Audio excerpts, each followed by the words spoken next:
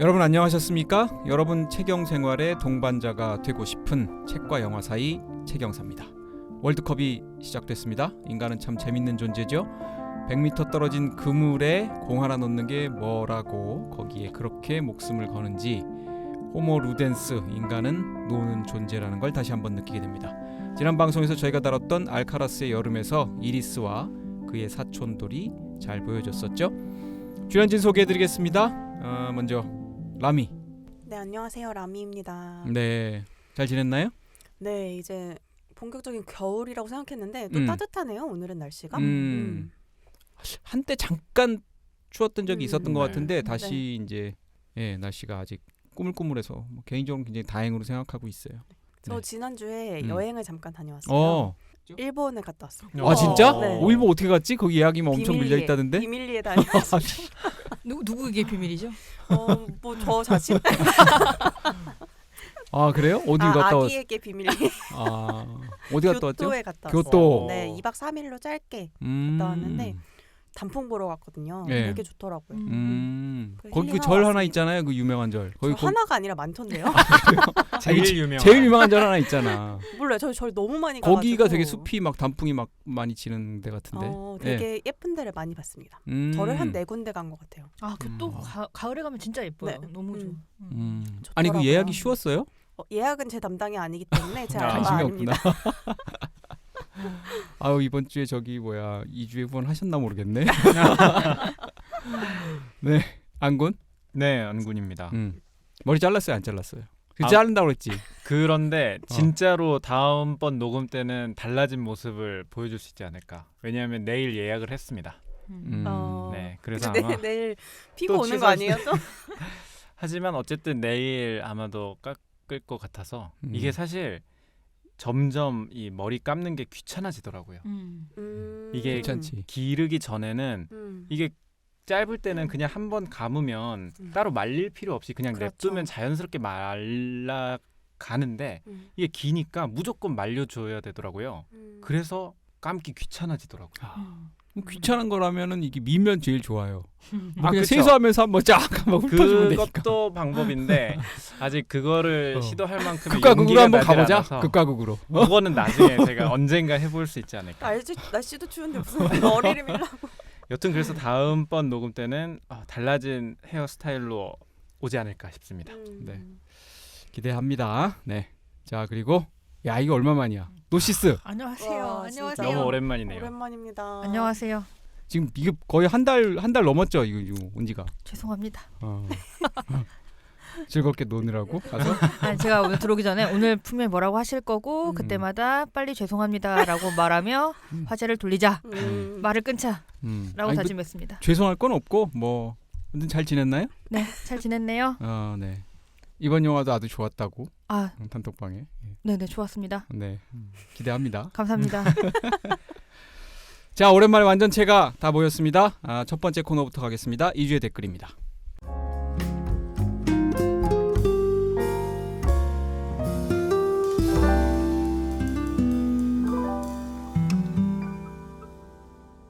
네, 우선 저희 업로드되는 오디오 클립에 구독자가 900명을 돌파했어요. 맞습니다. 네, 900명을 드디어 돌파했습니다. 이제 조금만 더 하면 네. 1000명 돌파할 수 있어요. 1000명. 야, 901명인데 뭐 조금만 더 하면 1000명이라니. 아니, 뭐 이제 조금만 더 가면 되죠. 청취자 여러분 도와주십시오. 다 왔죠 뭐. 네. 다 왔습니다. 구독과 좋아요는 사랑입니다. 네. 네, 도와주십시오. 네. 가장 먼저 하얀 레떼님께서 댓글을 달아주셨는데 비밀 댓글이어서 다 소개는 안 드리고요. 그냥 간단하게 어떤 내용을 담으셨는지만 말씀드릴게요.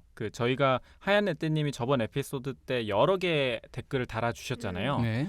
그 중에 뭐 저 안군과 너무 약간 좀 취향이 비슷하다라는 얘기가 나왔는데 본인 생각에 뭐 나이보다는 본인도 이과 출신인가 봐요. 이과 감성이라는 얘기를 해주셨어요. 근데 밝혀주신 연령대도 저랑 유사하여서 그러게 생각보다 이렇게 연배가 있은 분은 아니시더라고요. 네. 네. 뭐 그런 얘기 해주셨고 영화 폴 올빼미 데시벨 볼 예정이다라고 달아주셨는데 폴, 올빼미 데시벨. 아직 뭐 그 관람평은 올려주시지 않으셨습니다.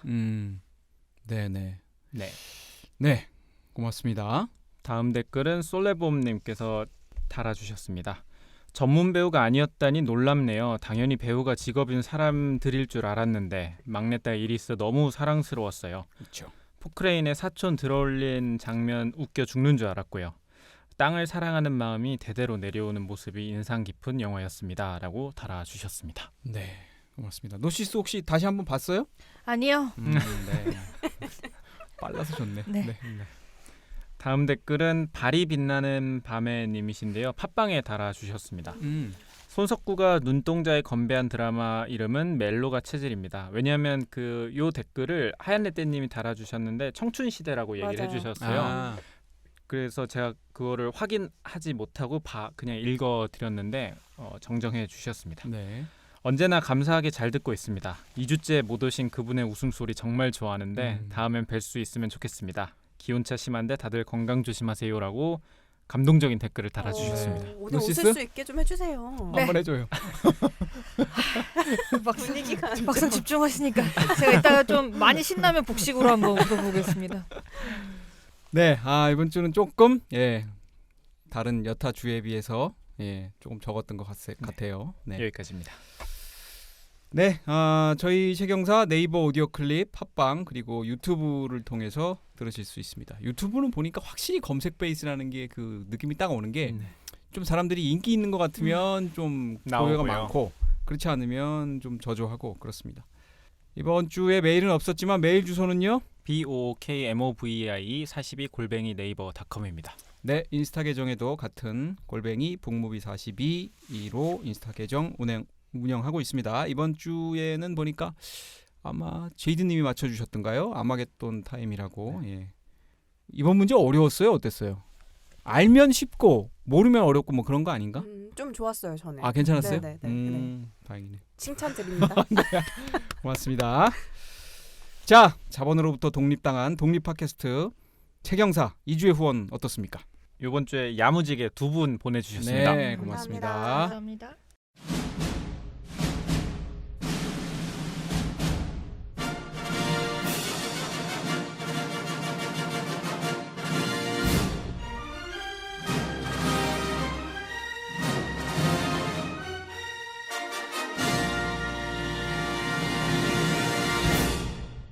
가장 먼저 칼리스님께서 5,000원 후원해 주셨습니다. 네, 칼리스님 감사합니다. 고맙습니다.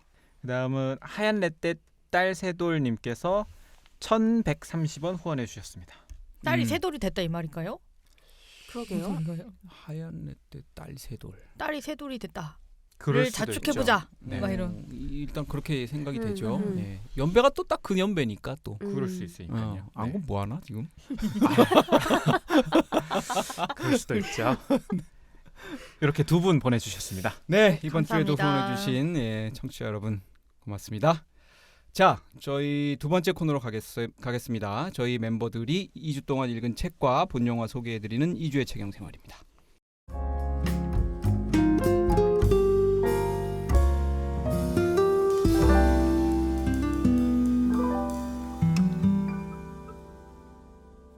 자, 소개하시고 싶은 분 나서주세요.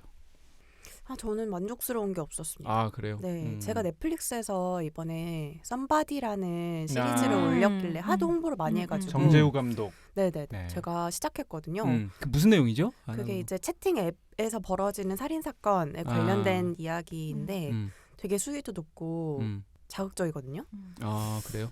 근데 이거를 추천드릴 수 있을지 모르겠어요. 좀 약간 고구마 같은 느낌입니다. 그게 다 공개가 됐나요? 아니면 순차 공개 중인 건가요? 다 공개됐어요. 안 그럼 뭐 없어요? 네, 요즘 없습니다. 네, 뭐 저녁에 레터도 쓰고 그러느라고 바쁜 것 같더라고. 네.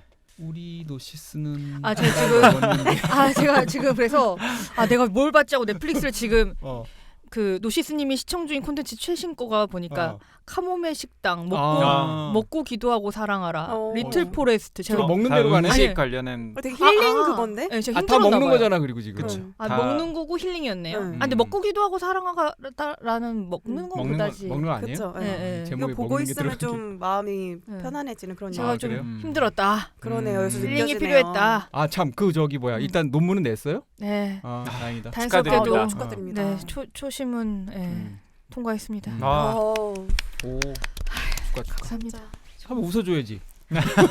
아니 너무 지쳐서 너무 웃음이 안 힘들었어가지고 기억이 안 나. 카모메 식당은 처음 보는 거예요, 아니면? 아니 지금 이 세 영화들이 제가 힘들 때마다 다 꺼내보는 아. 영화들이에요. 카모메 식당 거의 한 20번 봤을 겁니다. 그렇게 많이 봤어요? 네, 진짜 많이 봤어요. 아마 저- 카모메 식당 에피소드 때 코니무즈님이 처음 댓글 달아주지 않으셨나요? 거기 가가지고 네. 그 있는데 카모메 식당 우리가 해가지고. 모르 본인은 기억 못 아 왜냐면은 아니야, 모를 저는 수가 그때 없어. 없었어요.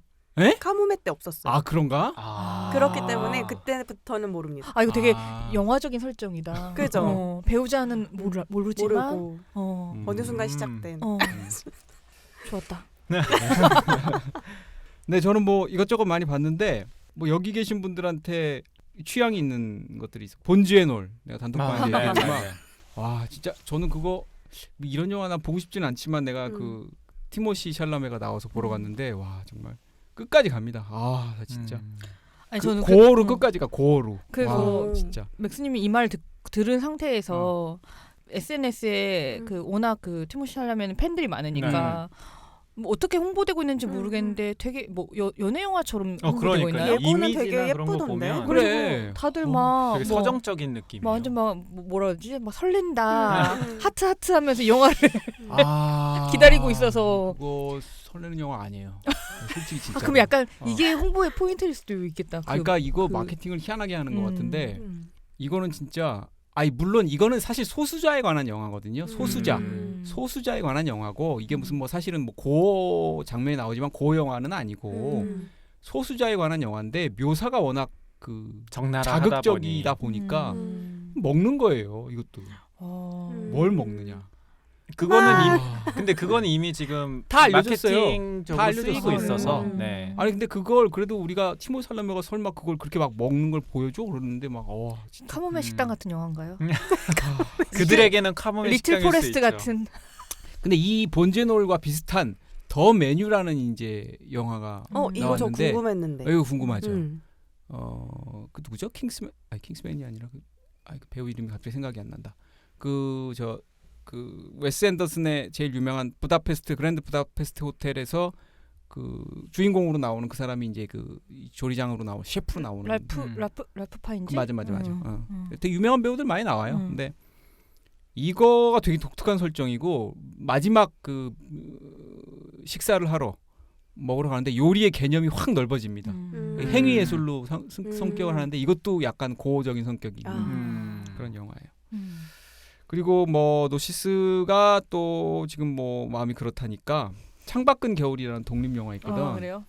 박민규하고 저 한선아 나오는. 요건 뭐 굉장히 잔잔하고. 네네. 예. 예. 아 저한테 추천하시나요? 추천. 네. 사랑이 아니야. 이거는 그냥 뭐 썸 타는 건데. 네네. 상당히 잔잔하고 괜찮아요. 네네. 네. 왜 이렇게 사이가 그리고- 어색하죠? 그리고 뭔가 따끈따끈 슬쩍 내미는 따끈따끈하게 본 그녀가 말했다. She said. 굉장히 유명한 책이에요, 사실은. 네. 그 미투 이 영화 얘기니까 음. 저 누구죠? 그 애슐리 주드 하고 미투 처음에 했던 게 누구더라? 배우 한 명 더 있는데 그 유명 배우들이 했던 그것을 취재한 뉴욕타임즈 기자의 얘기거든요. 책으로 나왔고 제가 보기에는 그 예전에 했던 그 케이트 블란쳇의 트루스 그 60미닛 프로듀서 얘기죠. 그 다음이 스포트라이트 요게 워싱턴 포스트? 아니다. 보스턴 글로브. 네, 보스턴 글로브 얘기고 그 성직자 사제들의 어떤 성추행 뭐 이런 네. 얘기. 그거에 맥을 잇는 그 중간에 하나 그죠.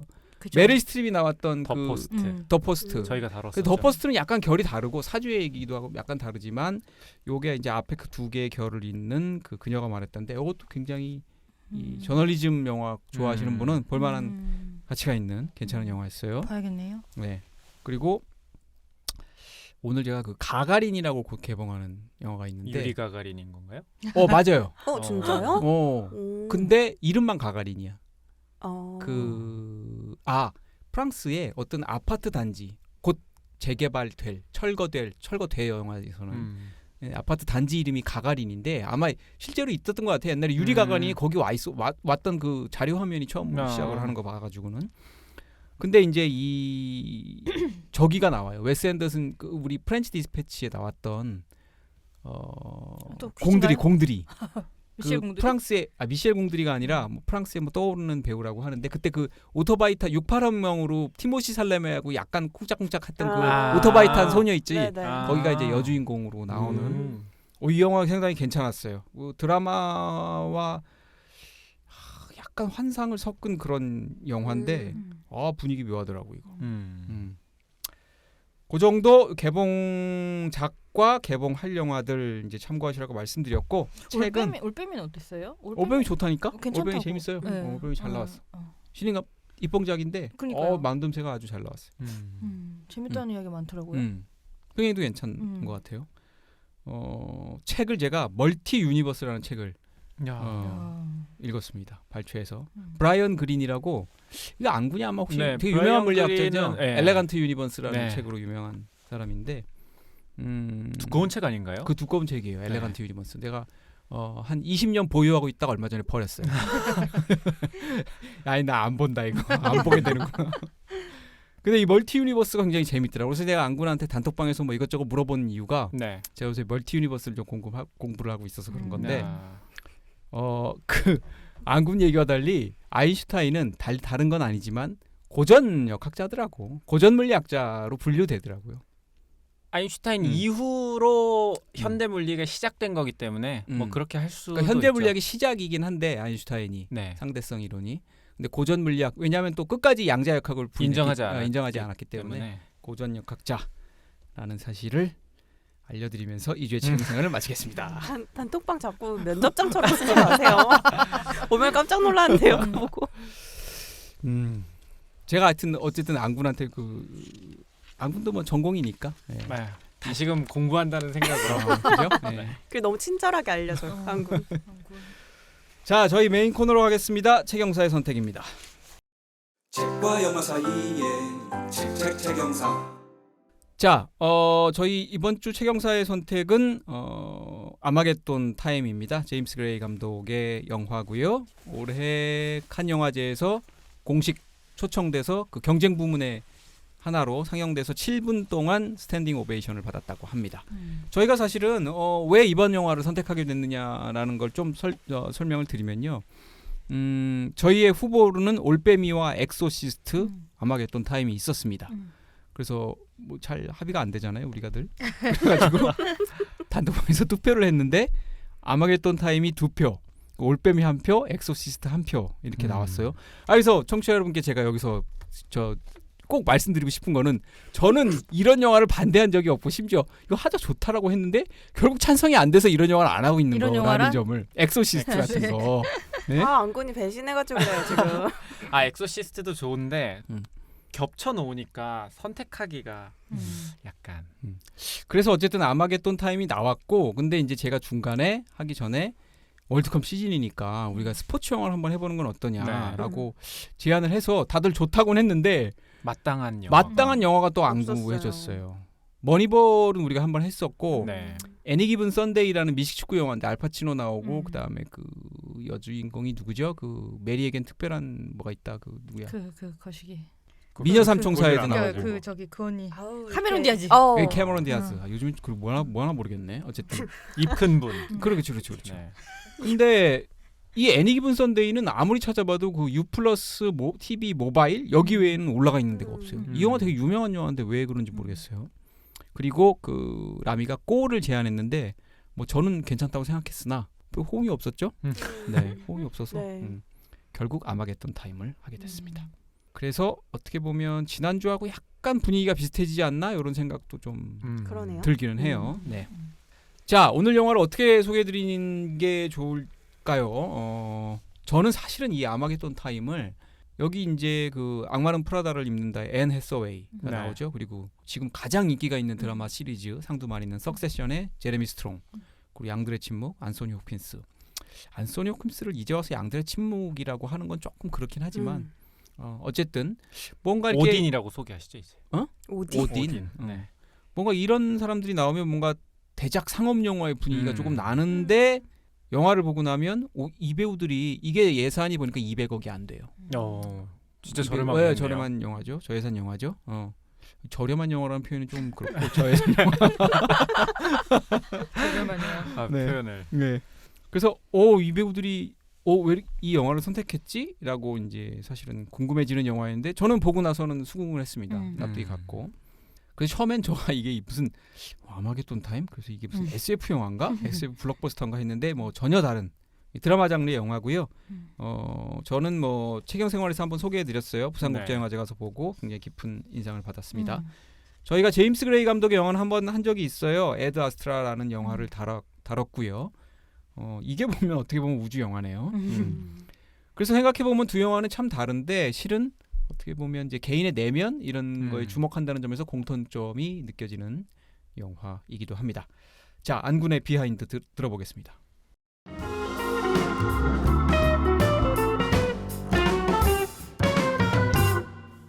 네, 가장 먼저 가져온 키워드는 감독 제임스 그레이입니다. 네. 예전 저희 에드 아스트라 다뤘을 때가 2019년 9월이더라고요. 요때 준비했던 거를 찾아봤는데 거의 일단 감독 속에는 큰 변화가 없습니다. 그때 뭐라고 이야기를 드렸냐면 영화적 완성도, 제작 능력 대비 가장 인지도가 떨어지는 비운의 거장이다. 뭐 에드 아스트라 이후에 뭐 어느 정도 더 알려지고 요번 영화가 칸 영화제도 갔지만 여전히 이름은 많이 알려지지 못했다라는 거는 여전한 것 같아요. 그러니까 P.T. 폴 토마스 앤더슨하고 웨스 앤더슨하고 뭐 요연배 네, 맞습니다. 예, 영화 감독입니다. 예. 69년생일걸요? 네. 뉴욕 브루클린 출신이고요. 그리고 10대 시절에 포콜라 감독의 영화를 접하면서 영화 감독을 꿈꾸기 시작합니다. 그리고 이후에 서던 캘리포니아 대학교 영화과에 진학을 해서 영화를 배우고 24살에 리틀 오데사, 비열한 거리라는 제목의 영화로 감독의 데뷔를 하죠. 요 데뷔작으로 베니스 영화제 은사자상을 받습니다. 데뷔작으로. 네. 상당히 그 처음부터 잘 풀렸는데. 맞습니다. 그런데 안타깝게도 미국에서는 대접을 잘 못 받아요. 지금 아까 얘기했던 뭐 PTA나 웨스 앤더슨 같은 경우에는 굉장한 팬덤 혹은 뭐 비평가들에게도 뭔가 찬사를 많이 받는 반면에 제임스 그레이는 미국보다는 프랑스에서 지지도가 상당히 높다고 해요. 뭐 더 야드, 투 러버스, 이민자 등의 필모그래피를 가지고 있는데 미국보다는 프랑스에서 더 많은 비평가들의 호평을 받고 있습니다. 두 번째 키워드는 이 감독의 자전적 이야기가 담긴 영화라는 겁니다. 애초에 영화 흐름 스토리 자체가 감독의 어릴 적 이야기입니다. 실제로 영화에서 뭐 우크라이나 오스트로폴이 고향이라고 나오잖아요. 그 주인공의 그 증조부 할아버지의 그 가족이 실제로 제임스 그레이 감독 역시 러시아계 이민자 유대인입니다. 실제 그래서 성이 그레이가 아니라 그레이브스키라고 해요. 이름을 그러니까 성을 바꿔서 그레이라고 쓰는 거죠. 영화 내용이랑 정말 유사합니다. 예술하고 별로 상관없는 집안이었지만 실제로 어렸을 적부터 그림에 관심이 많았었고요. 아마겟돈 타임 영화에서는 그 주인공이 영화에 대한 관심보다는 예술, 그림에 대한 관심이 많은 것으로 나오지만 어렸을 적부터 영화를 굉장히 좋아했다고 합니다. 참고로 영화에서 주인공의 예술혼을 무시하는 아버지가 등장하잖아요. 실제 제임스 그레이에게도 우리는 부자가 아니고 연줄도 없다. 할리우드 출신이 아니기 때문에 넌 절대 감독이 되지 못할 거다라고 했대요. 근데 안타깝게도 이 아버지는 2022년 올해 코로나19로 사망을 하셨다고 해요. 네.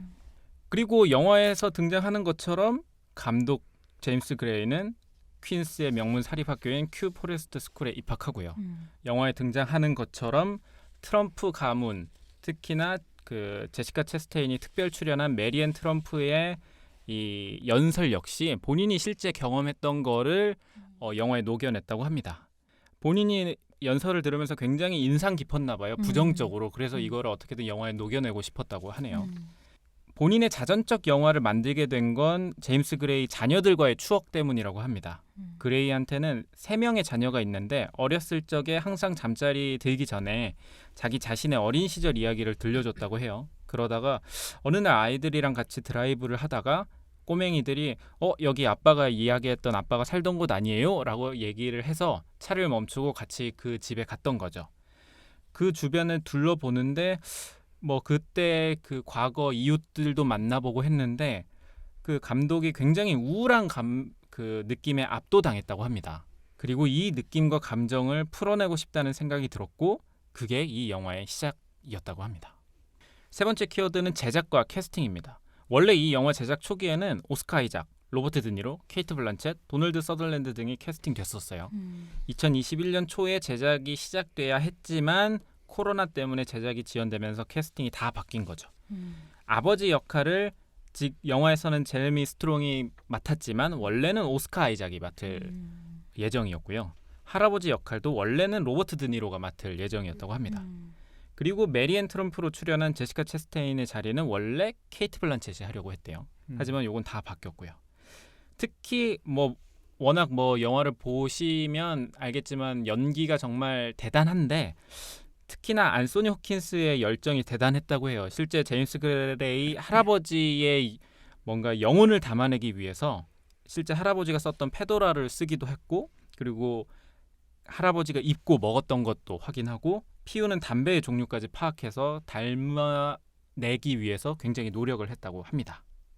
그리고 추가적으로 마지막으로 다룰 거는 촬영 감독 얘기인데요.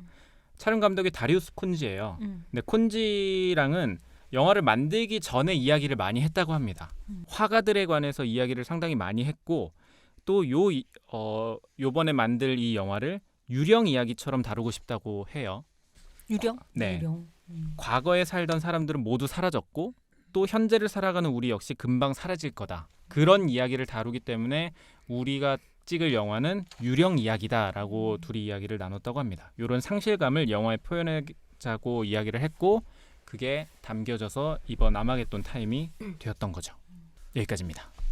자, 줄거리를 좀 들어보시면 이게 어떤 내용인지 좀 더 선명해질 것 같네요. 라미의 신업입니다.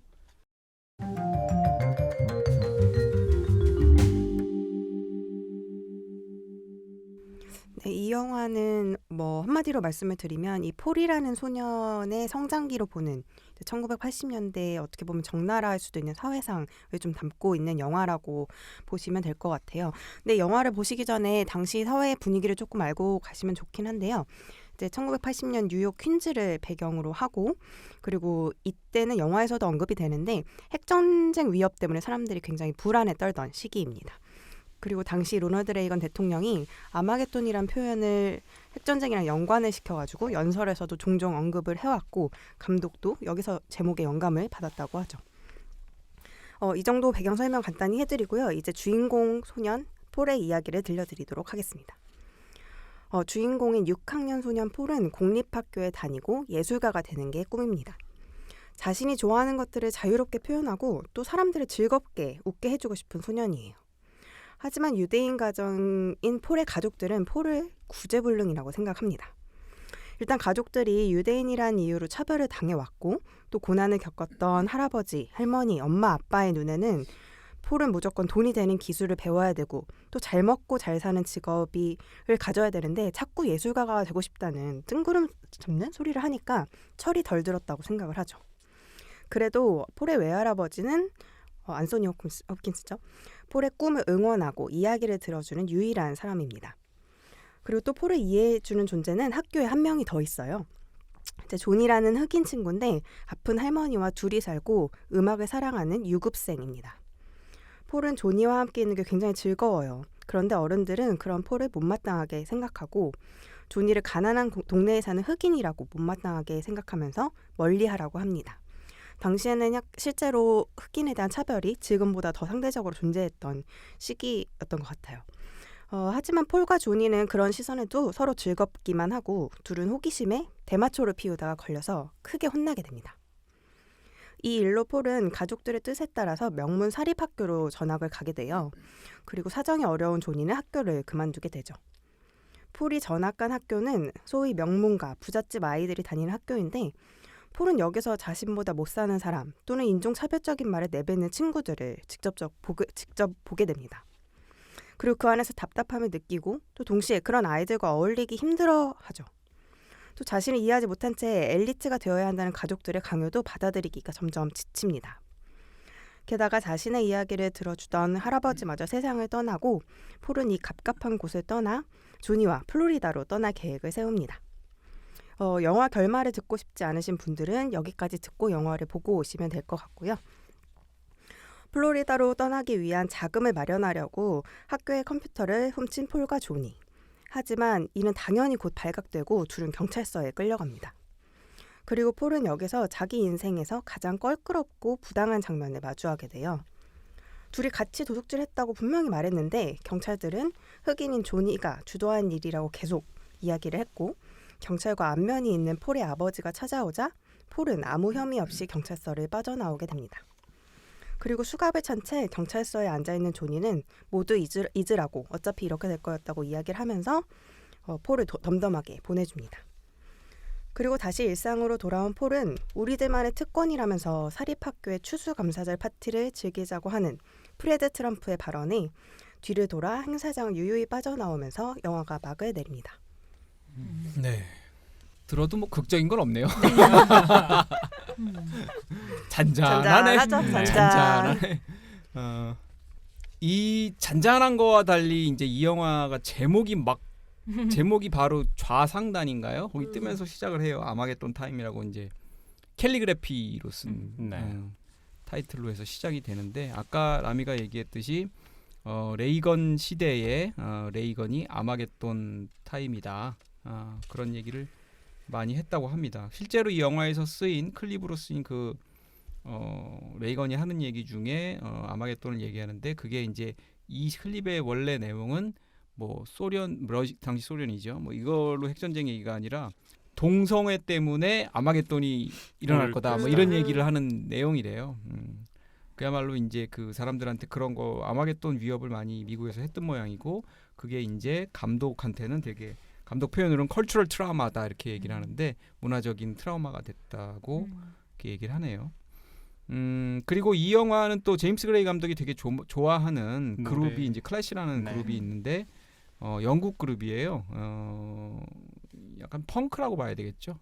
이 영화 주제가로도 메인 테마로도 나오는 아마지디온 타임이라는 그 클래식의 노래 여기를 따서 한 거기도 하고요. 이 감독이 이 음악이 사실 실제로 들어보니까 좋더라고요. 원래는 이제 윌리 윌리엄슨가 하는 그 노래 다른 레게 가수가 한 건데 그걸 커버한 거죠. 그렇죠. 커버한 거죠. 근데 이 노래 가사에는 보면 뭐 오늘 저녁 사람들이 먹을 것이 없을 것이다. 오늘 저녁 사람들한테는 정의가 없다. 이런 식으로 정치적 메시지를 많이 부르던 그런 그룹이라고 합니다. 누구는 뭐 섹스 피스톨즈에 비해서 훨씬 너무 저평가된 그룹이라고 하기도 하고 뭐 그러더라고요. 그래서 잔잔하지만 뭔가 이렇게 과거를 돌아보게 되는 그리고 미국이 저랬단 말이야 이렇게 이거 뭐 아주 옛날도 아닌데 그런 생각이 좀 들게 하는 영화였어요. 다들 어떻게 봤는지 먼저 총평부터 얘기를 해볼게요. 오늘 노시스부터 갑니다. 네. 워낙 또 영화를 잘 보기도 해서. 네, 너무 잘 봤네요. 가장 최근에 봤죠, 그리고. 네, 맞습니다. 어제 봤네요. 또 수요일에 개봉했으니까 다들 수요일 아니면 목요일에 본 거 아니에요? 그렇죠. 저 수요일 오전 첫 영화. 전 수요일에 봤습니다. 그럼 맞네요. 제가 최근에 봤네요.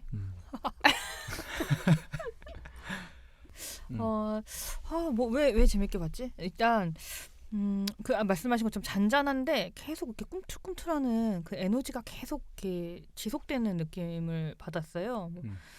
뭐 예를 들면은 그 아주 초반에 나온 장면인데 이제 가족들이 다 같이 식사할 때 엄마가 뭐 스파게티 해가지고 먹을 때 있잖아요. 근데 그 와중에 폴은 또 덤플링을 시켜 먹자고 막 까불고 막 형은 막 계속 동생 갈구고 막 저 유교녀인 저는 보기 힘들 정도로 그 어르신들이 다 할머니 할아버지 막 대가족이 엄마, 모여 아빠 있는데 여러 명이 앉았는데 그 애들 둘이 까부는데 그리고 어쩔 수 없이 제가 뭐 꼰대라고 했나? 왜 저 애들을 더 이렇게 제지하지 못할까? 훈육하지 않는가? 저 가정은 왜 저런가? 뭔가 그 계속 막 곧 터질 것 같은데 막 그런 에너지를 가지고 그 식사 장면을 이렇게 계속 가져가는 장면이라든지 뭐 나중에 터지죠. 네, 결국엔 터지죠. 막 그런 것들도 그렇고, 그러니까 그 흑인 친구인 조니가 조니의 캐릭터도 굉장히 담담하고 어떻게 저렇게 빨리 처리들었지 싶지만 계속 그 내면에 언제 터질지 모르는 분노를 계속 가져가는 되게 정중동이라고 해야 되나? 되게 에너지가 큰데 그 에너지를 숨기면서 계속 가져가는 그런 영화라는 느낌을 받았고요. 또 하나 제가 최근에 저 아주 제 절친이 애들이 한창 지금 말 안 듣는 6살, 7살이에요. 근데 저는 지금 결혼하지 않고 애가 없으니까 최근에 그 친구랑 애들이랑 같이 있었는데 제가 혼이 나가는 거예요. 텐션이 너무 높고 뭐 제 친구는 뭐 거의 지금 뭐 깡 말랐어요. 그 둘을 키우면서. 근데 친구는 오히려 그냥 계속 대답을 해주고 계속 애들 타이르고 가는데 제가 화를 낼 뻔한 거예요. 너무 애들이 까불어가지고. 마치 이리스처럼 막. 그러면서 아니 어떻게 이지스도 착한 거예요. 아, 그래. 리스 엄청 착하지. 엄청 착한 거예요, 진짜. 그 정도 난동 부림이 착한 건가요? 깜짝 놀랐습니다. 이리스는 진짜. 뭐 특별히 난동을 부리지는 않잖아요. 자기 혼자 잘 놀잖아. 너무 컸어요, 이리스는. 성숙한 스타일. 어떻게 이렇게 말을 안 들을까 싶어가지고 친구한테 정말 조심스럽게 야 어떻게 해야 되냐 애들을 좀 어떻게 제지를 좀 해보자 막 이랬는데 근데 생각해보니까 아니 그날 집에 돌아와 생각하니까 저도 어마어마했던 기억이 불현듯 나는 거예요. 저랑 동생이 엄청 까불었거든요. 근데 우리 어린 시절 복귀할 때는 우리의 모습을 우리가 보지 못했잖아요. 뭔가 그냥 과거의 시간들이 좀 많이 이렇게 심플해지고 미화된 상태로 저장이 돼 있는데 이 감독이 그 시간을 불러내서 자전적인 이야기인데도 그걸 불러내서 이렇게 뭐랄까 생생하게 내밀하게 정확히 구현해내는 것이 되게 갑자기 좀 새삼스럽더라고요. 그래서 되게 섬세한 사람 같아요, 감독이. 네. 맞아요. 예민하고 사실은 자기의 이게 뭐 거의 실화를 바탕으로 한 것 같은데 자기의 이제 부끄러운 점까지 다 드러내면서 네. 하는데 예민한 정서를 잡아내는 네. 것 같아요. 그래서 굉장히 어떻게 이렇게 적나라하다는 느낌까지 받았는데 그것들을 어떻게 기억해낸 것일까 아니면 그냥 그 느낌만을 갖고 있는 채 살다가 자기 방식으로 뭐랄까 창조한 것일까가 궁금할 정도로 너무너무 현실적인 둘다라고 하네요. 음. 둘 다라고 하긴 그렇고 오히려 전자에 가까운 자기가 입었던 옷이나 그 그렇죠. 당시 뭐 집에 침대 뭐 분위기 이런 것까지 다 네. 되게 재현하려고 노력을 했다고 하더라고요. 근데 이런 영화를 뭐 가까이는 최근에 미나리도 사실 그 아이작 감독의 굉장히 내밀한 자기 이야기였잖아요. 미나리도 그렇고 뭐 벨파스트 같은 영화도 그렇고 오히려 벨파스트에 가까운 느낌이 네. 드네요. 그리고 로마도 저는 보면서 어떻게 저 기억을 평생 갖고 있다가 구현해냈지 했는데 확실히 이 감독을 하는 사람도 남다르구나. 이 자기 유년기의 기억에 대해서 이렇게까지 세세하게 기억하고 그 분위기와 뉘앙스까지도 구현해낼 줄 아는 사람들이구나 싶어서 또 여러모로 그 감상의 포인트가 많은 영화였습니다. 우리 중에서 제일 젊은 안구는 어떻게 봤어요? 그 꼬맹이가 결국 어쨌든 그 차 안에서 라미님이 이야기해줬던 것처럼 뭐 작다고 해야 될까요? 어쨌든 특권에 대해서 깨닫고 그런 장면이 나오잖아요. 뭐 관련해서 기사들을 찾아봐도 이 영화 자체가 무언가 각각의 층위에서 느끼는 특권에 대한 영화다라는 얘기도 많고 근데 저는 그것보다 그 특권을 깨닫고 행동하는 용기 부분에 더 인상을 많이 받았어요. 그러니까 특권이라는 것 내가 더 무언가를 행할 수 있다라는 거를 알더라도 그거를 실제 행동하지 않으면 용기를 갖고 내뱉지 않으면 뭔가 바뀌는 건 없는 거잖아요. 근데 이 영화에서 주인공은 행동을 하더라고요. 그게 뭐 물론 그 결국에 특권을 누리긴 했지만 근데 그 용기 있는 모습을 보면서 저 자신을 많이 좀 돌아봤습니다. 과연 나는 용기를 가지고 살고 있는 걸까?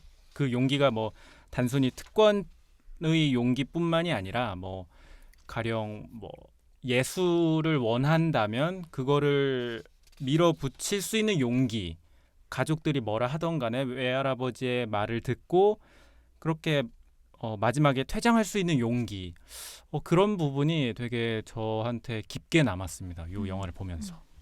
네. 그래서 사실 잔잔한 영화인데 되게 어느새 시간이 다 가버렸네라는 생각이 들었어요. 뭐 맞아요. 길지 않은 영화긴 하지만 네. 그래도 한 2시간 가깝게 하죠. 네, 2시간 네. 정도 될 겁니다. 네. 진짜 그 특권에 관해서 생각하게 되는데 이제 저도 이제 이 영화를 보면서 우리가 특권에 대해서 이제 뭐 예를 들어서 저항을 하고 항의하고 이런 문제에 앞서서 먼저 특권을 우리가 누리고 있는 게 아닌가를 특권이라는 걸 인식하는 것 자체가 굉장히 특권을 가진 사람들한테는 어려운 일이구나라는 맞아요, 걸 맞아요. 느끼게 됐던 것 같아요. 이 주인공인 폴은 특권을에 대해서 그렇게 깊이 생각하던 소녀는 아니었지만 이제 그거에 대해서 인식하게 되는 네. 과정이고 심지어 이 영화에서 이제 폴이 처음 다니던 공립학교의 그 약간 되게 고지식한 그 흑인 선생 같은 경우는 체육조차도 특권이라고 얘기를 하고 이 둘을 조니하고 폴을 체육에서 격리시켜버리는. 배제하잖아요. 네. 이건 너희 특권이다라고 하는 것에 대해서 그거는 이제 선생님이 특권을 본인 마음대로 설정을 해버리는 거죠.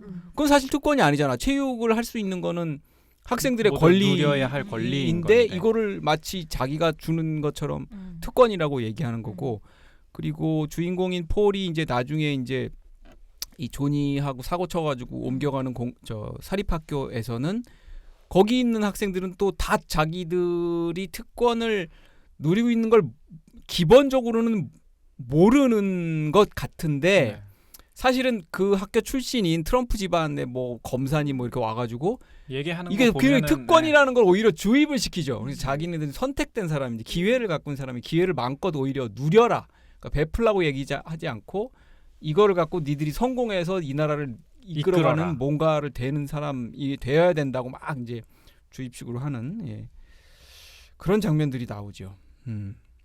저는 이 영화가 굉장히 오랜만에 할리우드 영화에서 이제 기대하기 어려웠던 그런 정서가 나온 마치 약간 뭐 적절한 비유는 아닌 것 같지만 막 응팔인이 약간 그런 정서를 뭐 옛날 소환해내는 분위기. 것 같은 그런 느낌도 잠깐 있고요. 뭐 저 개인적으로는 80년대는 그렇게 오래된 과거로 느껴지지는 않거든요. 근데 영화는 사실 굉장히 오래된 과거처럼 80년대를 다루고 있어서 실제로 생각해 보니까 80년대가 되게 40년 오래된 3, 40년 전이죠. 오래된 일이구나. 40년, 특히 뭐 안군이나 처음이니까. 오래된 일이구나 이렇게 생각이 들어요. 근데 그런 80년대조차도 미국에서도 흑백 차별이 여전을 했고 집에서든 또 학교든 체벌이나 굉장히 이렇게 애국주의적이고 차별적이고 훈육 일본도의 교육이 있었다는 점. 저때 한국에서도 그랬는데 미국에서도 똑같았네 이런 생각이 들었고 그럼에도 불구하고 그 시절에 어쨌든 어른들이 있었다. 이 외할아버지 같은 사람들이 있어서 근데 지금은 뭐 사실 뭐 체별도 없고 차별도 덜하고 훈육 일변도 교육도 거의 없어졌지만 어른도 사라진 시대다. 이런 생각도 더불어서 같이 들었습니다. 저는 그 폴이라는 주인공에 굉장히 이제 빨려 들어가고 감정이입을 해서 봤고요. 저번에 말씀드렸다시피 이제 그 블랙폰의 소년처럼 이 헤어스타일 이런 게 제 스타일이거든요. 제 스타일이라 굉장히 이 소년 마음에 들었습니다. 연기도 굉장히 잘했어요. 맞아요. 연기도 굉장히 잘했고 정말 거기서 막 튀어나온 그런 애 같이 조니도 연기를 굉장히 잘했고 이 친구 그런 스타일하고 그다음에 천진난만하면서도 되게 이렇게 좀 나름 줏대가 있는 이런 모습도 되게 좋았습니다. 그래서 이 영화가 아주 조용하게 세상의 반기를 들고 있는 그런 영화 같다는 생각을 했어요. 라미는 어떻게 봤어요? 저는 최근에 봤던 영화 중에 오랜만에 가장 좋았던 영화로 꼽을 만큼 좋더라고요. 사실 기대를 되게 안 하고 들어갔어요. 이게 막 재미없을 거다라는 생각을 한 게 아니라 너무 정신없는 와중에 이제 오전에 얼른 영화를 보고 와야겠다 하고 혼자 영화관에 갔는데 엑소시스트 봐야 되는데 내가 이거 보는구나 이러면서 갔지. 아유 이거네 또 이러면서 갔는데 너무 좋은 거예요. 맞아. 저는 알카라스보다 훨씬 좋았어요. 그래요? 네, 근데 왜 그러나 보니까 제가 아이들이 보는 이제 어른들의 세상을 담는 영화를 좋아하는데 저는 조조 래빗이랑 좀 비슷하게 느껴졌어요. 맞아. 조조 래빗. 네. 그래서 근데 이제 아이들이 보는 어른들의 세상도 여러 가지가 있는데 알카라스는 좀 그냥 둥글둥글하다면 사실 이건 좀 날카롭거든요. 어떤 측면에서? 그러니까 약간 찝어내는 지점들이, 그러니까 아이들이 발견해내는 지점이 그러니까 아름다운 지점은 아니고 모르고 살아도 좋을 텐데라는 지점 또는 이걸 알게 됨으로써 어른이 되는구나 하는 그런 지점들을 영화가 말해준다고 느낌을 좀 받았고요. 그리고 또 저는 최근에 이제 부모가 돼서 그런지 부모의 입장에서 보게 되는 게 있는 거예요. 그래서 할아버지가 이 주인공 폴을 되게 밀어주잖아요. 너가 하고 싶은 거 다 해라. 근데 그러다가 사립학교는 가야 된다라고 결정을 내려요. 맞아. 그래, 그러면서 내가 얼마나 어렵게 살았는지 얘기를 하고 그리고 또 아빠도 그 얘기를 해요. 너는 나보다 잘 살아야 돼. 나처럼 살면 안 된다. 근데 이 감정을 저도 아기를 낳고 나서 느끼기 시작했거든요. 근데 그런 모습을 보면서 이제 시대적인 그것도 담겨 있긴 하지만 모든 부모가 시대를 불문하고 이런 생각을 할 수밖에 없는 그리고 또 자기가 어쨌든 힘들었던 거는 주기 싫은 그런 것들이잖아요. 그래서 사실 할아버지도 너무 좋은 캐릭터지만 그래도 현실적으로는 얘가 잘 되길 바라는 그런 모습 보니까 약간 씁쓸한 면도 있었던 것 같아요. 그리고 이제 저는 이 시대에 미국에 살던 사람이 아니다 보니까 그 시대를 살았던 사람들의 시선이 좀 궁금하더라고요. 그러니까 제가 그 트럼프가 나오는 장면을 봤을 때는 감독이 진짜 너무 기억에 강하게 남아서 넣었다고 저도 나중에 기사를 보고 알았는데 솔직히 조금 깜짝 놀랐거든요. 그러니까 그 트럼프가 맞나 하면서 근데 전체적인 흐름에서는 약간 강하다라는 느낌을 받았어요. 색채가. 그 차스틴 연설도 꽤 길게 나오고 그래서 이걸 좀 세게 쓰길래 이거를 만약 내가 진짜 미국인인 내가 봤으면 어떤 느낌이었을까가 좀 궁금해지는 건 있더라고요. 이 역사를 산 사람이라면. 저는 이제 외국인이니까 그냥 저랬구나 하면서 넘어가는데 그게 좀 궁금해졌었습니다. 그러겠네요. 어쨌든 대통령의 가족이 나와가지고 네, 어쨌든 네. 그 중간에 빵 이야기를 해주는 네네. 거니까. 그래서 실제로 우리나라 역사의 과거에 누가 그렇게 등장을 한 영화라면 내가 봤을 때 조금 이거 되게 정치적인데라고 느꼈을 것 같은 거예요. 근데 지금 이 영화를 보고선 그런 감정이 좀 없었거든요. 저는. 그래가지고 그 부분이 좀 나와서 좀 고민해보게 되는 게 있었고 음악이 너무 좋았어요. 맞아요.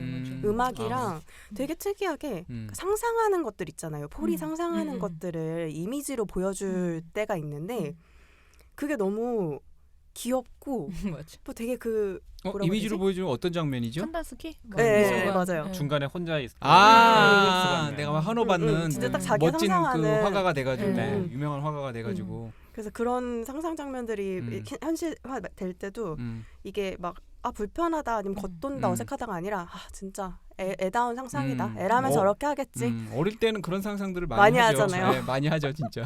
그래서 그렇게 주고받는 그렇게 나오는 상상들도 되게 자연스럽고 뭐 효과음이라든지 음악이라든지 되게 저는 전반적으로 다 만족스러웠던 것 같아요. 특히 저는 아버지랑 같이 앉아있는 그 차 씬이 되게 좋았어요. 자동차에서 아버지가 엄마한테는 이 이야기를 하지 말고 이건 너와 나만의 일이다 하고 딱 그 차 씬이 좀 많이 기억에 남더라고요.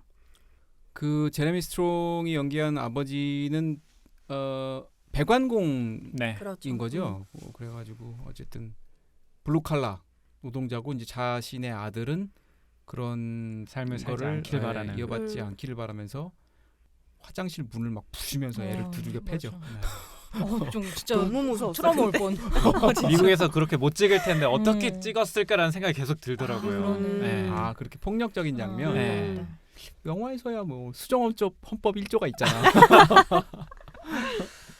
그렇게들 안 맞아봤구나. 일제시대. 근데 음악은 이게 뭐 음악 자체는 되게 좋은데 사실은 이게 참 묘하더라고. 이게 레게잖아요, 사실은. 네. 곡이 메인 테마가. 근데 잘 붙었어요, 영화하고? 저는 사실 이게 가사를 영어로 그냥 자막 없이 봤으면 몰라가지고 좀 더 와닿지 않았을 것 같은데 전 가사 때문에 괜찮았어요. 가사가 자막으로 나왔던가? 자막으로 나왔어요. 한 번 나왔을 거예요. 그래서 저는 일부러 보여준다고 느꼈어요. 딱 그 가사 있잖아요. 많은 이들이 오늘 밤 배를 굶겠다. 많은 그게 이들이 나왔구나. 오늘 밤 정의를 얻지 못하겠다. 맞아. 그래서 이건 일부러 보여주는구나. 그래서 그 부분 때문에 전 괜찮았던 것 같아요. 네, 이렇게 총평 들어봤고요. 강론으로 조금 들어가 볼까요? 연기 이야기를 해볼까요? 연기? 네, 연기 얘기를 한번 해볼까요? 저는 연기들은 다 뛰어난데 저 지난번에 했던 우리 알카라스의 여름과 비슷한 점은 이 영화도 역시 앙상블 영화 같은 느낌이 많이 있어요. 되게 유명한 배우들이지만 누구 하나가 딱 포커싱이 돼가지고 뭐 앤 해서웨이도 그렇고 뭐 제레미 스트롱도 그렇고 앤서니 호킨스도 그렇고 사실 주인공은 폴이죠. 네, 그렇죠. 폴인데 나머지 아주 적절하게 균형적으로 자기 역할들을 해내는. 그리고 앤 해서웨이는 되게 뜻밖의 모습인 맞아요. 것 같아요. 잘해서 연기 잘해서. 연기 잘해서. 진짜 잘했죠. 그 화려하잖아 사실 외모가. 맞아요. 외모는 화려한데 이 연기에도 또 그 되게 학부모로서 이제 고뇌하는 우리 아이가 뭐 느리단 뭐 그 것도 있잖아. 근데 그건 또 인정 안 하려고 그러잖아. 그렇죠. 그러니까 워낙 화려해서 풀샷을 안 잡나라는 생각이 들기도 했어요. 왜냐하면 그 검은 옷 입고 차에서 나갈 때 네. 너무 앤 해서인 거예요. 바로 그 악마는 장면만. 프라다가 된 네, 거야. 너무 근데 그 장면을 제외하고는 거의 무언가 전체적인 쉐입을 보여주지 않는 것 같더라고요. 왜냐면 그렇게 빼면 너무 고풍이 강한, 나니까. 네네네. 예. 그 정도로 막 되게 이미지가 센 배우인데도 불구하고 너무 연기를 잘했던 것 같아요. 진짜 잘했어. 엄마 같았어요. 그래 맞아. 네. 화를 엄마 같았어. 어떻게든 막 하면서 얘기하는 그런 모습들이 그 울분을 참는 게 너무 엄마였어. 그러니까요. 그런 것도 있고. 그리고 엄마가 전형적인 엄마가 아니라 그 애들 둘 그렇게 키우기 힘들지만 또 무슨 뭔 학부모의 뭔 또 이모를 나가게 뭔가 어쨌든 한 단계 위로 상승하고 싶어하는 엄마의 모습을 그 개인으로서 자아 실현의 꿈이 아직도 있고 그걸 또 이 학부모로서 애를 키우면서 병행해 가려고 하고 그러니까 좀 뭐랄까 입체적이었어요.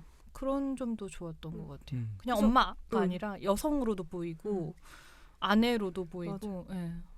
그래서 또, 감독이 인터뷰에서 이 캐릭터로 속편 만들고 싶다고 맞아요. 그 얘기 있어요? 했더라고요. 네. 아 진짜? 네네네. 근데 궁금하긴 했어요. 저도 스토리가 많지 않아가지고. 제레미 스트롱은 제가 석세션을 에피소드 1의 2 정도 봤나 그랬는데 거기서 약간은 좀 덜 떨어진 그런 역할인데 그러니까 물론 이제 미디어 재벌의 아들로서 상속자가 되긴 하는데 약간 뭐 우유부단하기도 하고 이러지도 못하고 저러지도 못하는 그런데 이 영화에서는 굉장히 엄청 세고 완고한 캐릭터로 네. 나오죠. 진짜 그 사람 같은 느낌이 들 정도로 되게 그 아주 첫 부분에 그 식사하면서 이제 카메라는 이제 까불고 막 이렇게 막 그러니까 정신없는 식사 자리를 비춰줄 때 그 어빙 그러니까 제레미 스트롱이 대사로 삼각형은 가장 완전한 도형이야. 뭐 계속 반복 계속 계속 얘기하는. 그 이야기를 네네. 하잖아요. 뭐 어느 다리가 가장 좋고 그러니까 이 사람이 기본적으로 그 자기 직업은 수리공이지만 뭔가 이렇게 뭐랄까 이론적으로 수학이나 물리에 대해서 접근하려는 그런 느낌을 받았거든요. 그냥 그저 뭐가 우리가 노동자 블루칼라 계열 노동자라고 하면 그냥 그런 접근을 하지 않을 것 같은데 그러니까 그런 것들이 아이들에 대한 교육열로 가거나 그 아버지의 욕망도 조금 느껴졌어요. 그런 게 참 배분이 잘 된 영화 같아요. 사실은 제임스 그레이 감독이 에다스트라가 브래드 피트하고 누가 나왔었죠? 토미 리 존스 나왔죠. 거기서 되게 빅샷들이 나오긴 했었네요. 네. 이민자도 그래요. 마리안 코티아르랑 하여튼 뭐 되게 큰 그러니까 상업적으로 대단한 배우들이 이 감독이 영화 한다면 나와요. 약간 홍상수 스타일이니까. 그런 생각 많이 들긴 해요. 아까 이제 안군이 이 영화를 이제 유령 이야기처럼 다루고 싶다고 얘기했다고 하는데 감독이 전 감독 연출 뭐 관련해서 얘기를 좀 해보면 스타일이나 사실 제임스 그레이 감독은 되게 그 할리우드에서는 고전적인 스타일의 감독으로 사실 딱 이렇게 보면 뭐가 이렇게 비주얼하게 확 튀는 건 없잖아. 맞아요. 되게 안정적이잖아 모든 게 다. 그냥 가는 거죠. 고전적인 스타일의 감독으로 불리긴 하는데 이번 영화에서는 이렇게 유령처럼 보이고 싶다고 해서 항상 인물들이 이렇게 환하게 보이는 게 아니라 조명을 그렇게 쳐서 약간 이렇게 그림 속 사람처럼 보이는 조명이 많기는 해요. 근데 나는 이 전체적으로 색감이 되게 좋더라고요. 이 뭔가 전체 차분한 느낌이. 차분하고 약간 색온도가 되게 높은 약간 그러니까 파란빛이 도는 화면들이 저녁이나 밤 같은 데도 많이 돌고 물론 이제 실내에서는 약간 오렌지빛이 돌긴 하지만 그런 색감들이 되게 그리고 되게 어둡죠 전반적으로. 네, 영화가 좀 이렇게 어두워 화면이 일부러 이제 그렇게 설정한 것 같은데 사실 이 감독과 촬영 감독은 이 영화가 제임스 그레이 감독의 첫 번째 디지털 영화입니다.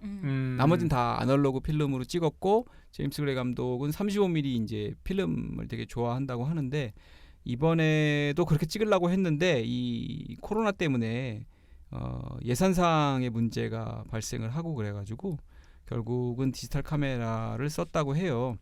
그런데 이 촬영 감독이 렌즈는 70년대 렌즈로 구했답니다. 70년대 렌즈로 구해서 그거는 이제 그레이 감독이 이제 필름 작업을 할 때 쓰던 건데 그래서 이 톤이 나오는 것 같아요. 이 색감 자체가 80년대 옛날 느낌이잖아. 느낌이 딱 찍었을 들죠. 때부터가. 네. 이게 후보적 느낌이라기보다는 원래 그렇게 약간 찍을 나오는 때부터 느낌. 예, 그런 느낌이어서 아마 하여튼 저 연출은 그 시대를 만약에 조명하려고 했다면 뭐 어떤 기사에서는 보면 그 로켓을 할아버지하고 같이 가서 쏘는 그 공원이 그 되게 유명한 공원이래요. 센트럴파크 다음으로 큰 공원이라고 하는데 거기도 고증이 되게 잘 된 모양이에요. 근데 우리는 이제 알 수가 모르죠. 없지만 미국 사회가 그 당시에 어땠는지 모르기 때문에 고증 뭐 이런 느낌은 사실 없는데 영화 자체가 전반적으로 그 당시를 재현을 굉장히 잘했다.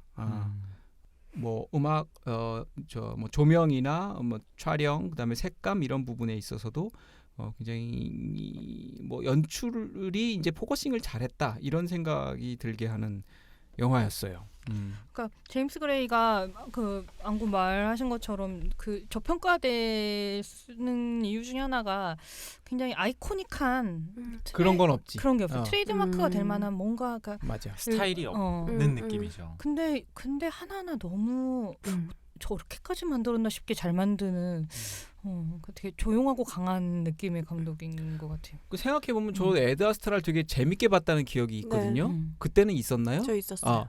되게 재밌게 봤고 잘 봤다. 근데 막상 또 얘기가 그렇게 생각이 나진 않아. 그러니까. 지나고 맞아요. 보니까 맞아요. 희한하더라고. 그게 너무 신기해. 이게 되게 분위기만 남아 있어요. 맞아요. 되게 그러니까 뭔가 옛날 명화 본 느낌이에요. 맞아.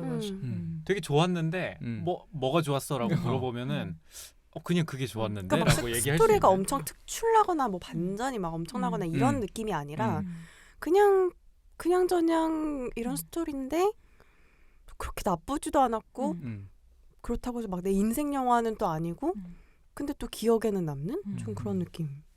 그리고 저는 보면서 이게 되게 로컬한 영화일 수 있겠다. 뉴욕 퀸스라는 그 배경이나 시대적으로도 그렇고, 그러니까 이를테면 퀸스가 그 당시 어떤 느낌이고 뉴욕이라는 도시에서 퀸스는 또 어떤 이를테면 색깔을 갖고 있는 곳인가에 대한 정보가 내가 더 많았으면 뭐 사립학교와 공립학교라는 것에 미국 사람들은 그걸 어떻게 받아들이고 있는가 그 구분도 나는 그냥 그쵸, 네, 그냥 추상적으로 알 뿐이지. 저희는 그냥 단어로만 느껴지는데 맞아요. 미국 사람들은 그게 막 경험으로 느껴질 테니까. 뭐 그런 것들이 조금 더 아까 그 라민이 말씀하신 것처럼 미국 사람들은 어떻게 봤을까가 좀 궁금해요. 궁금하게 했어요. 별의 순간, 꽝의 순간 한번 꼽아보죠. 좋았던 순간하고 좀 아니었던 장면. 아니었던 장면은 여러 가지 의미가 있을 수도 있는데 그냥 영화적으로 못 만들었다기보다는 그 네. 순간이 그냥 거슬린다. 거슬린다든지 뭐 이런 뭐 게. 또 요번에도 신발을 신고 들어왔기 때문에 침대까지는 안 올라가지 않았나요? 침대까지는 안 하고 그냥 방에 신발을 신고 이렇게 들어오는 순간부터 저는 엔딩 씬이 이렇게 호젓하게 혼자 거길 나와서 걸어가는 그 저는 장면이 너무 좋았어요. 엔딩 별의 씬 순간이. 너무 좋아요. 저도. 진짜. 그러니까 근데 저는 그 사람이 빠져나오는 장면 말고 공간에서 카메라 뒤로 빠지는 게 너무 좋았어요. 와. 이 감독이 어떻게 저렇게 찍을 용기를 가졌을까라는 생각이 들면서 그 각각의 공간에서 이렇게 샥샥샥 나오는데 나는 저런 용기가 있나라는 생각이 계속 들더라고요. 여러모로. 그 장면이 어떻게 보면 그 장면이 주는 메시지와는 정말 다른 장면으로 이제 연출이 된 건데 사실 그 장면에 뭔가를 자막을 넣는다면 이렇게 따옴표를 해서 무슨 개소리라고 있어 이런 느낌이잖아요. 사실은 이 폴의 입장에서. 근데 그 장면 되게 조용하게 폴은 아무 생각도 없다는 듯이 이렇게 쓱 나와가지고 옷 길거리를 이렇게 가는 입고. 장면이니까 되게 인상적이었던 좋은 장면이었습니다. 카메라 워킹도 그 장면이 되게 좋았고요.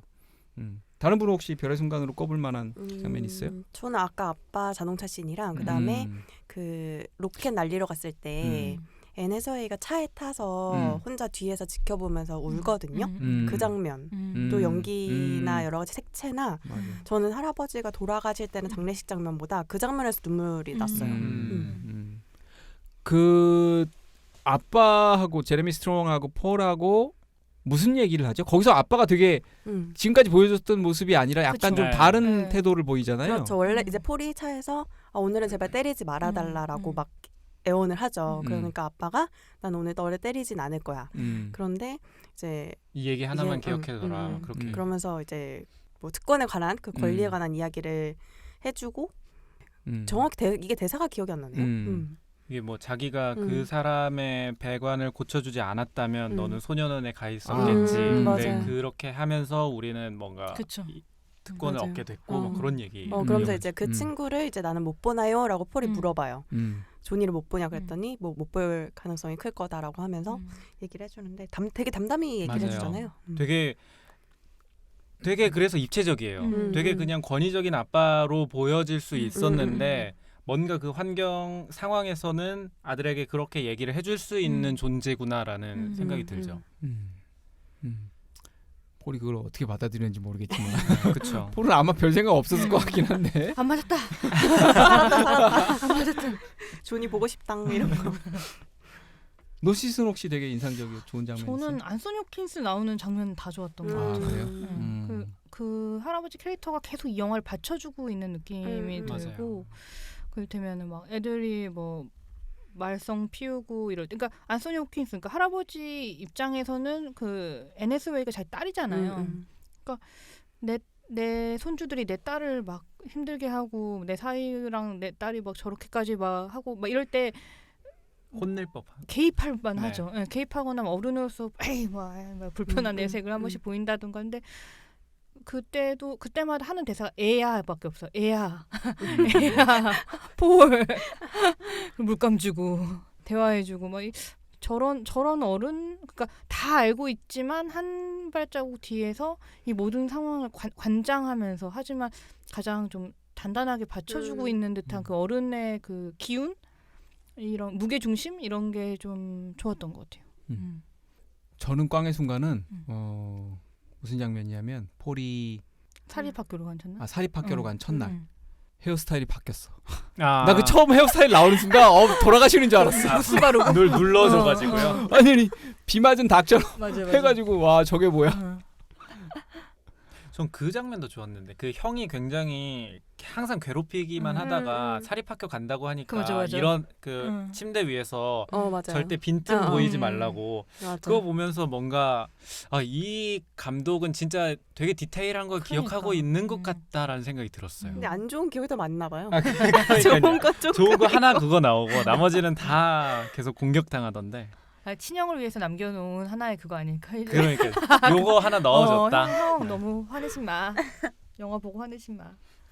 딱히 이제 뭐 별의 순간이나 꽝의 순간을 꼽기가 좀 어려운 영화긴 합니다. 근데 댓글에서 저 그게 많더라고요. 그 다들 불편하셨나 모르겠지만 칭칭총 푸드 나올 때 너무 기분 나빴다. 칭칭총? 칭칭총. 네. 그러니까 여기서 나오지? 그 중국 음식이라는 그걸 막 자막으로 시키려고 할 나오는데 때 덤플링 네. 이제 아버지가 맞아, 그거 시키지 말라고 하면서 그 표현을 쓰는데 그 시대를 담아 그 시대. 냈죠. 그렇죠. 저는 생각이 네네. 들었어요. 근데 그러면서 많은 사람들 댓글에 악평을 남긴 사람들 댓글에 뭐 그런 불평등을 말하면서 특권을 말하면서 거기서는 아무도 찡그리지 않는 게 불편했다 이런 게 은근 또 많더라고요. 아니, 근데 의견이? 그게 특권인 거죠. 예. 그들이 그걸 그들이 되는 보여주는 거죠. 특권이. 영화의 주제 그게 영화의 주제 의식이나 감독의 시선을 표현하는 게 아니라 그냥 그대로 재현한 거죠. 자 그럼 한번 들어볼까요? 전문가의 일방관계. 자연스럽게. 네, 자연스럽게. 와 자연스러웠어. 자, 전문가 평점은 꽤 높았습니다. 먼저 김수영 평론가 8점, 빈자리의 온기까지 담아내는 카메라, 과거를 성찰하는 성숙한 시선. 박평식 평론가, 정말 짜게 주기로 유명한 박평식 평론가는 7점. 불공정과 몰상식의 생지옥과 맞설 아이들에게. 송경원 평론가 8점, 아메리칸 드림의 종말, 잃어버린 낙원을 서성이는 오래된 미래. 이유채 평론가 7점, 나도 내 집도 내가 살던 시대도 곱게 색칠하지 않는다. 임수연 평론가 9점, 이민자, 유대인, 백인의 복합적인 위치에서 사무치게 자각하는 계급 특권과 괄호하고 포스트 괄호 닫고 트럼프 시대의 징후. 트럼프랑 그 장면에 트럼프가 나온 게 그저 기억의 재현이나 우연이라고 생각하지 않는 것 그럴 수 같아요. 있는 거죠. 허남몽 평론가 7점. 감독의 자전적 어린 시절을 통해 혼란한 미국의 진보한 미래를 모색한다. 되게 전문가들이 7점, 8점 이렇게 음. 높은 평점을 줬습니다. 관람객들도 낮은 점수를 찾아보기 좀 힘들었어요. 아 진짜? 네. 기본적으로 본 사람이 또 별로 없을 테니까. 그렇습니다. 거예요. 예. 일단 높은 점수부터 보면 10점. 성장과 고통은 함께 오나 봐. 할아버지와 폴의 세대를 뛰어넘는 우정이 감동적. 10점. 부국제에서 평이 좋더라니 이유가 다 있었구만. 연기 진짜 너무 다들 잘해서 그런지 더욱 몰입해서 봤다. 10점. 희망이라고 쥐어준 동전. 아이들은 뒷면을 생각하지 못했다. 9점. 세상 물정 모르는 소년에게도 부끄러운 수능의 시대는 끝나고 떳떳한 불응의 시대는 온다. 9점. 믿고 보는 제임스 그레이. 8점. 애들은 그럴 수 있어. 그런데 어른은 그러면 안 되지. 낮은 평점 보면 네. 몇 개 없긴 했지만 2점. 연기도 좋고 의미도 좋다지만 너무 지루함. 2점. 연기만 좋았다. 3점. 나는 꼰대인가 보다. 뭐야? 뭐지? 4점. 아무리 특권과 불공정을 말한다지만 나는 폴보다 그의 부모에게 이입이 됐다. 난 가끔 이해 안 가는 게 저기 저 뭐 낮은 평점 주시고 3점 막 이렇게 주시는 분들 중에서 네.